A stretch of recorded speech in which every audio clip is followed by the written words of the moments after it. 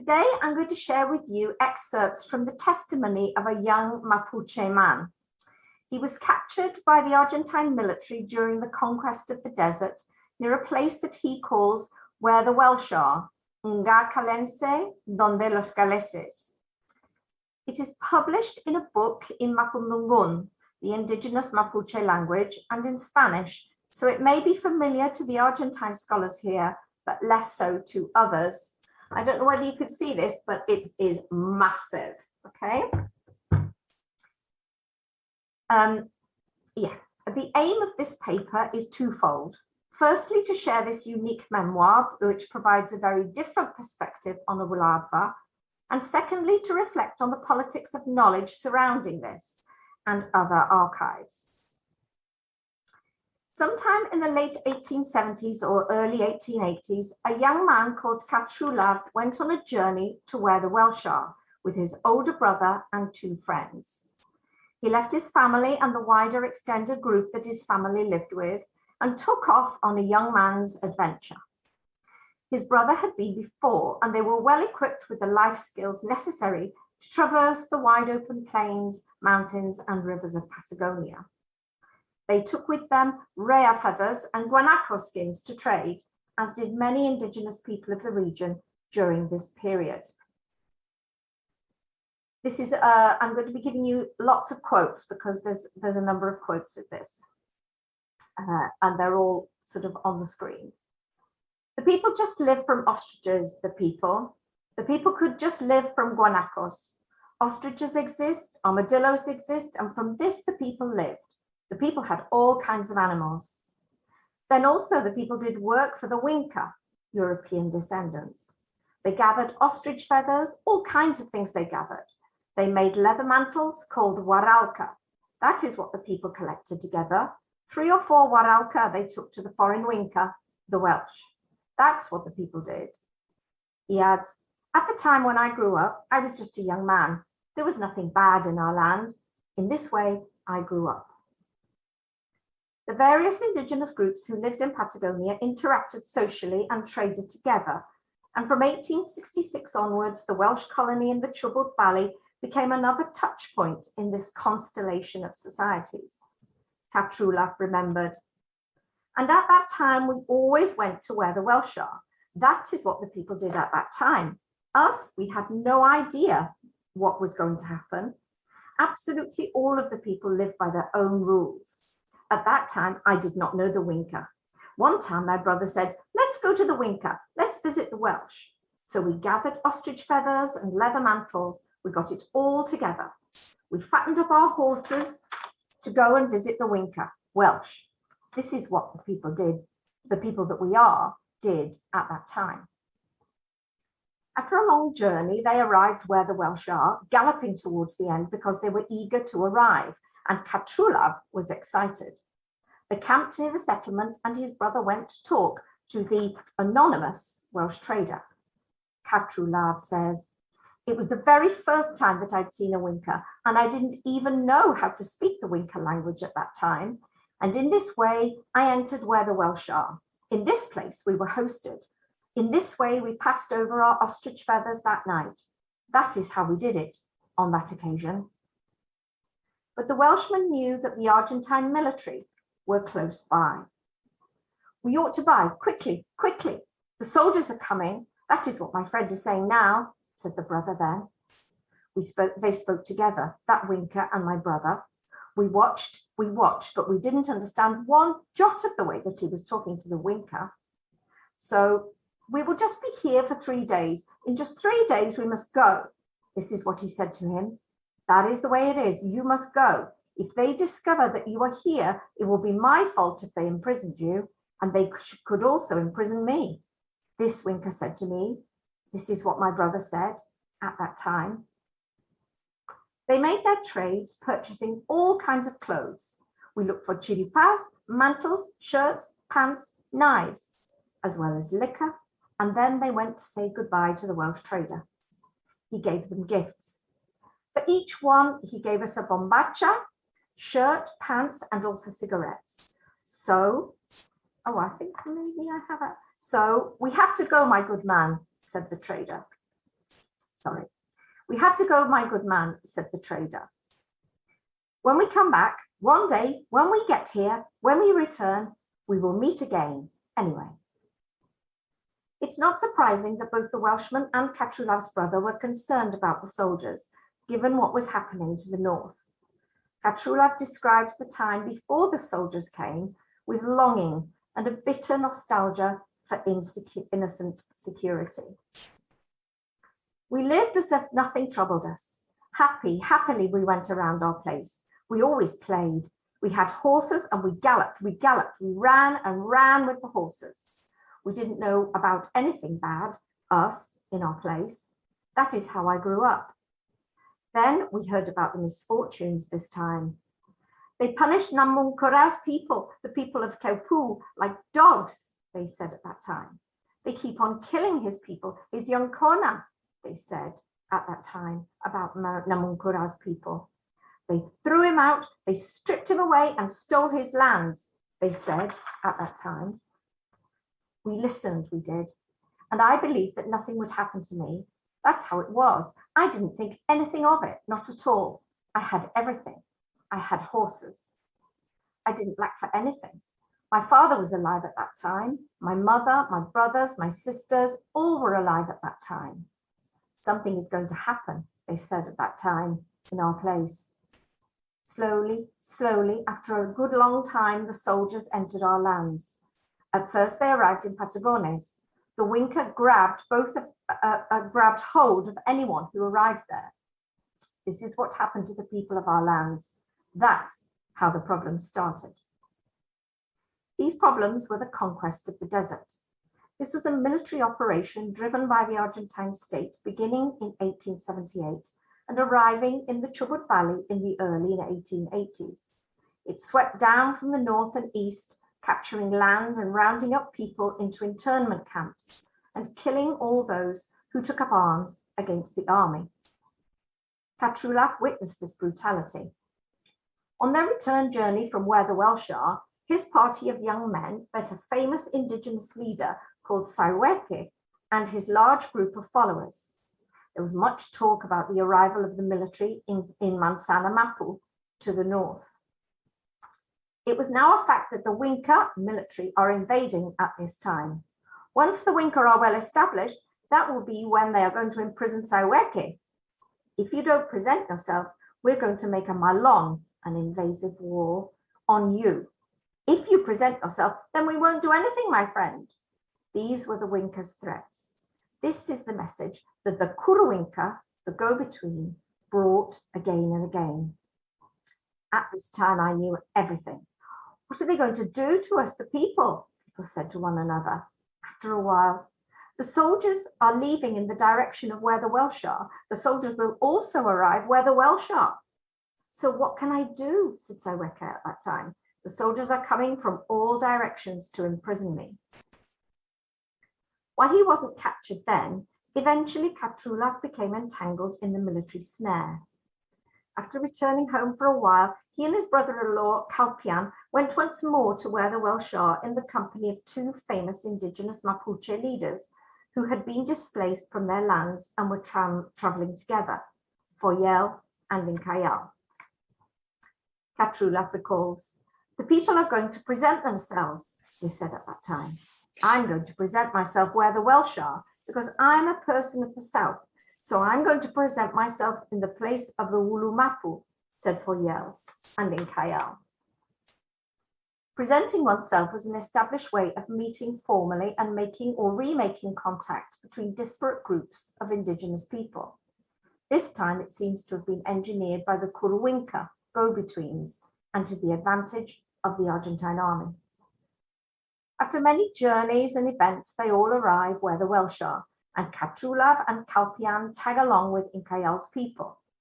He describes the situation. "We arrived that day to the place where the soldiers were. We were in a great corral. The powerful Winca was a commandant. It was he who ordered absolutely everything there. He ordered everything where the Welsh are, this Winca commandant, at that time. Lasiar was the surname of this Winca commandant. They were where the Welsh are. This is where we met this multitude of soldiers on this occasion. For me, it was the first time that I had seen soldiers in this period.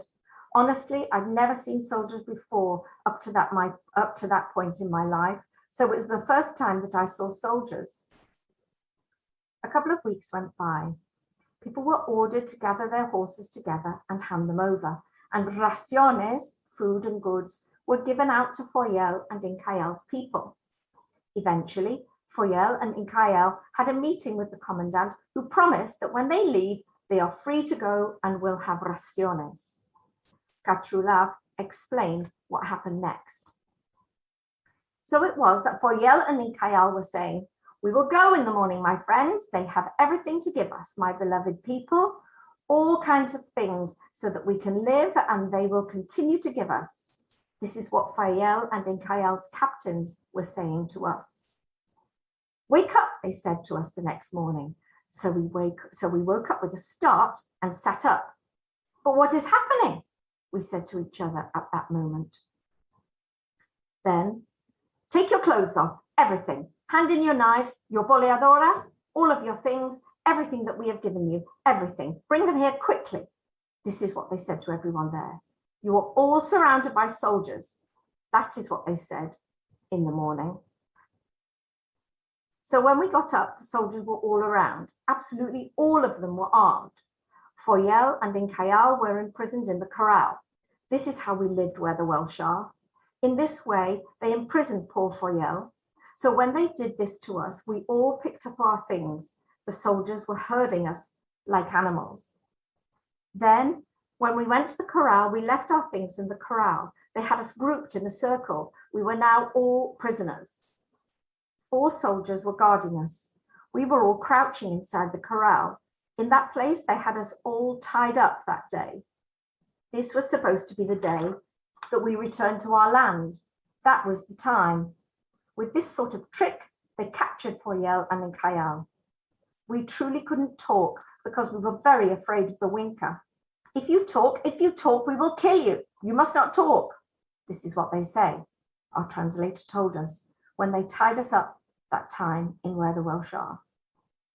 At night, they brought long ropes to tie us up. We were tied up like sheep by the feet. They had us tied by 2 feet on a long leash. We were each besides the other. We endured these things where the Welsh are when they took us all captive. Thereafter followed 18 years of subjugation for Catrulav. He was forced to march for weeks on end in the desert from military post to military post, and forced to wait and wait in prisons and corrals with poor food and little shelter. Many died, discarded by the roadside. Eventually, he was taken to a barracks in Buenos Aires where he was forced to serve as a soldier for 6 years. This was a common fate for young male prisoners.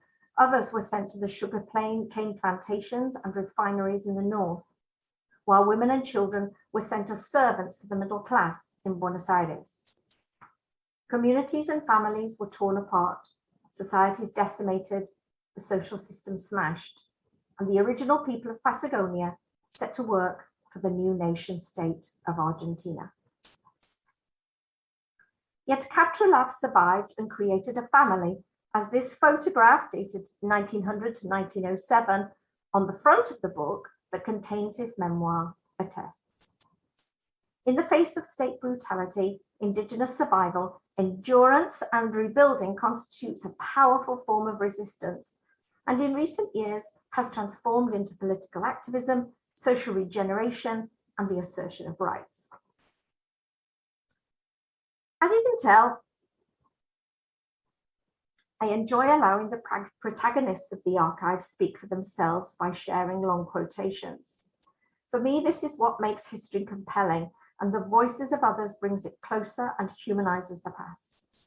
I find Catrulav's simple memoir truly powerful, particularly because such first-hand accounts are so rare. But are these really his own words? In a way, they are not, because they have been translated and interpreted many times. Indeed, the story of this text tells us a lot about how knowledge is shaped by global relations of power. Catrulav was interviewed in October and November 1902 by a German anthropologist called Robert Lehmann-Nietzsche, who was working at the Research Institute in the Museo de la Plata. He interviewed a small number of indigenous people and took copious notes, as well as recording some songs on wax cylinders. These languished in the archives of the Ibero-Amerikanische Institute in Berlin until 2008, where two Mapuche academics found them. The process of transcribing and translating the words written in Mapudungun was long and difficult, but they brought these archival treasures into public view in 2013. They were printed in a large book, complete with pictures of the notebooks, the wax cylinders, many photographs, and a CD recording of the original songs. Here, the text is arranged in two columns, as you can sort of see in that picture. The indigenous language on the left and the Spanish translation on the right. Now, let us count the moments of slippage between Catrulav's account and the words of this presentation. Slippage 1. Catrulav's words are written in Mapudungun. He may have written them himself, or a scribe may have noted down his words. Also, Mapudungun was originally an oral, not a written language, so the marks on the paper borrow their shape, linkage to sound, and syntax from other languages. Despite care, the text will therefore always fail to capture Catrulav's nuance of enunciation and the habitual practices of oral expression. Slippage 2. Robert Lehmann-Nietzsche's mother tongue was German.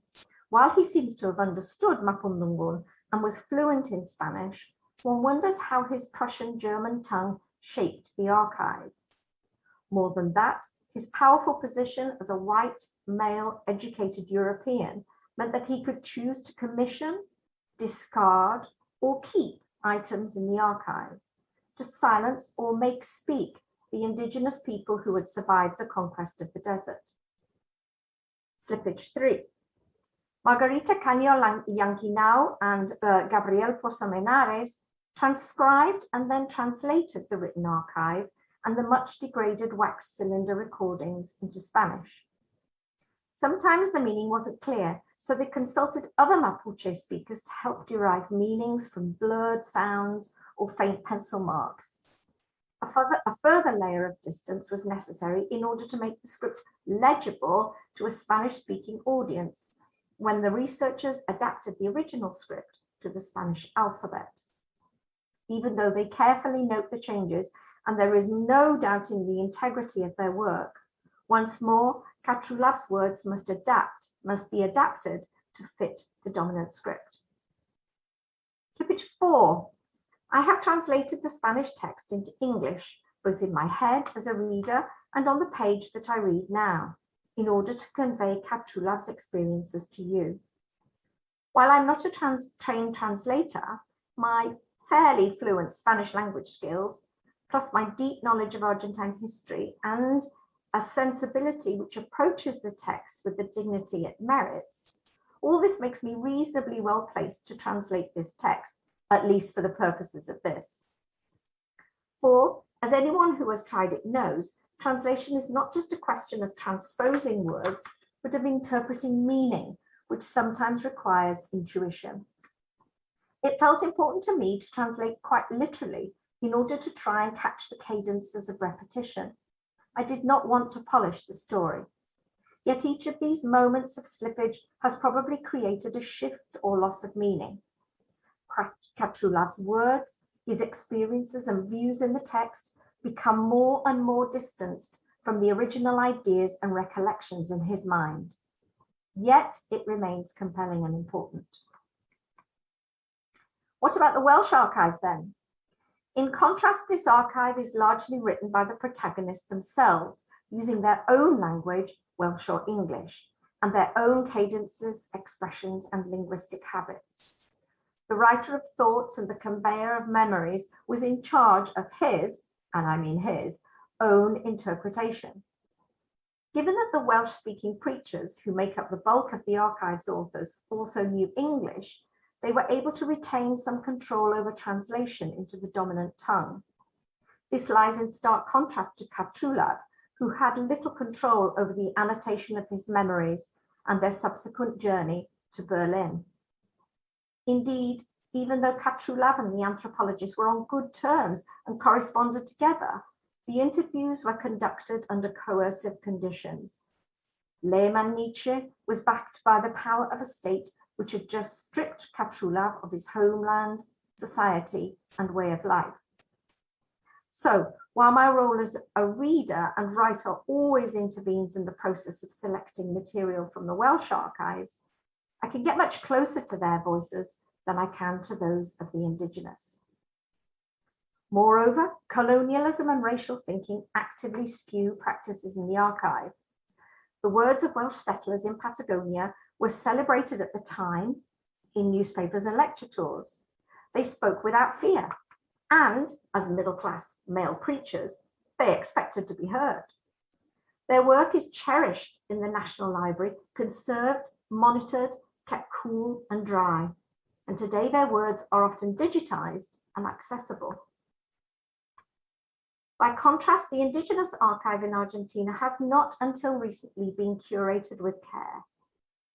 One article by Pilar Perez, which details the internment camp closest to the Welsh, Valcheta, describes the difficulty of even gathering what she calls the shattered archive. It took years for her to find newspapers, fragments of reports and documents in provincial, national, and municipal offices, in damp basement record rooms, dusty cupboards in local museums, and even inside a file labeled documentos inútiles, useless documents. Such was the scant value placed on indigenous life.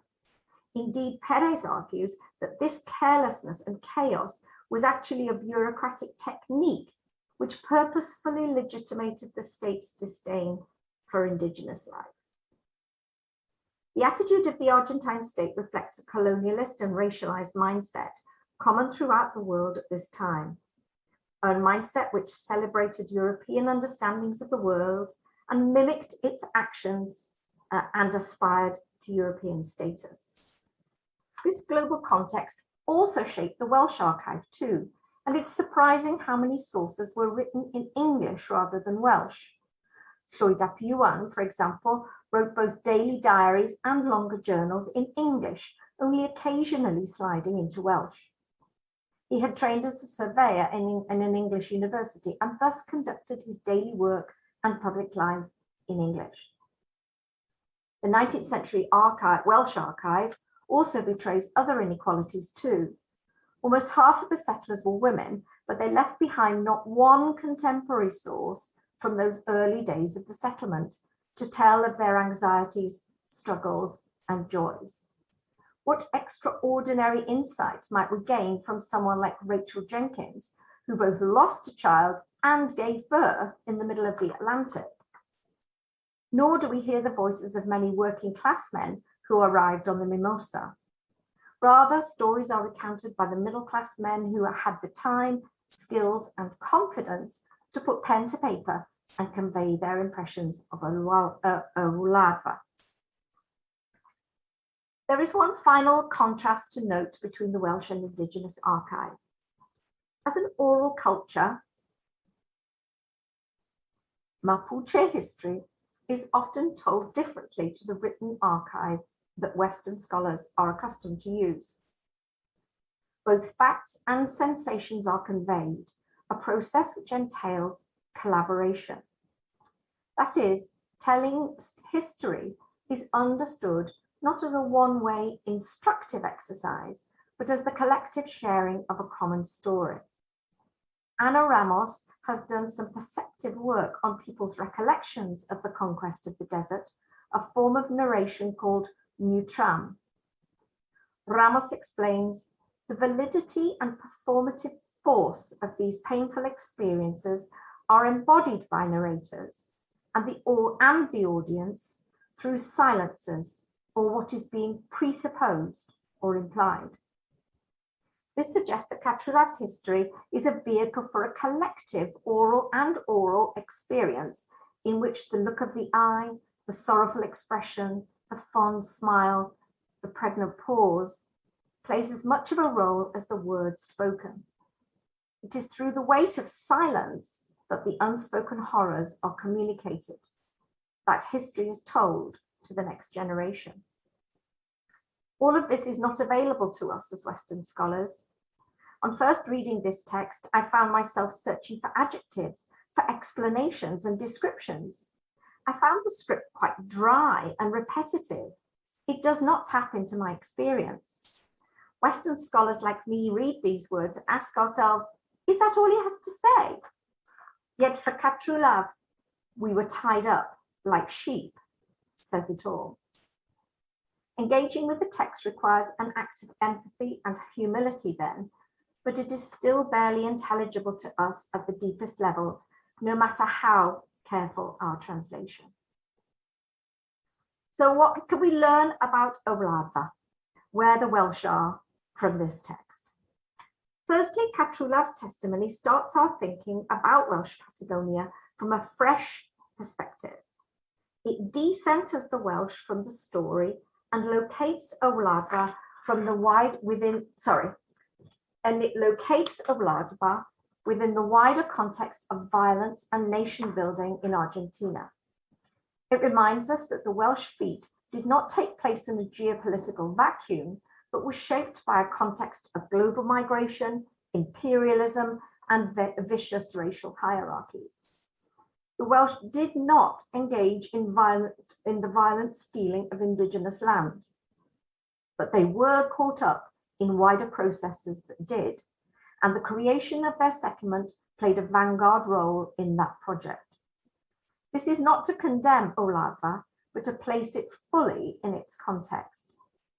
In addition, focusing on Cattrúlav's story helps us to see this context from below, from those who lost almost everything when the Argentine state arrived.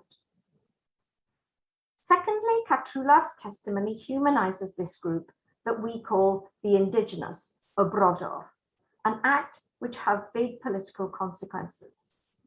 Cattrúlav reminds us vividly that those who died or were interned in camps were people with complex societies and loving families who were in the way of a violent, racist, state-led colonialism. Understanding that settler colonies in Patagonia came at a severe price for certain people and benefited others is important. This does not diminish the Welsh feat, but it does encourage a less romantic view. Finally, of course, it provides lots of information. It tells us what it was like for an ordinary Mapuche person at that time.